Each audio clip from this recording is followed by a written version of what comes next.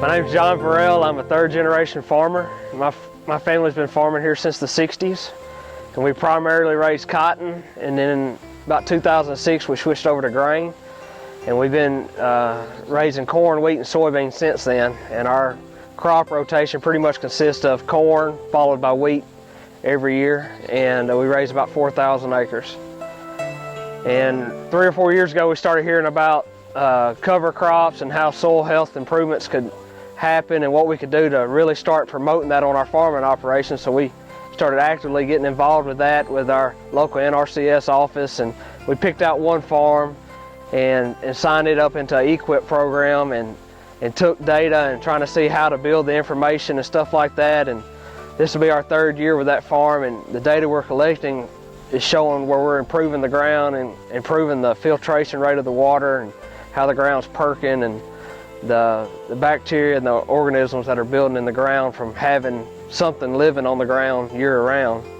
And we kind of have signed up some more ground into EQIP programs where, following our wheat beans, we're flying on cover crops, and then of course behind the corn we have wheat growing there. But we're pretty much trying to keep something growing, some type of live plant growing on our ground year-round now. This farm last year was planted in wheat and then followed by wheat beans, and right when the wheat beans started turning yellow, we flew on about 500 acres multi-species mix to help build the soil in the winter and to try to keep cover. We've done different cover crop mixtures over the years, and you know, some plans that we sign up with EQIP wants us to have a 5-species mix. And we do everything from cereal rye to clover to turnips to radishes to Australian peas. And then sometimes we just do a 2-species mix depending on what program we signed up in.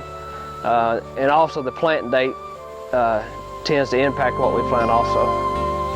This was a perfect fit, this cover crop and soil health was for us, because we've noticed with our wheat beans we don't have the resistant pigweed problem because of the ground cover the wheat straw makes.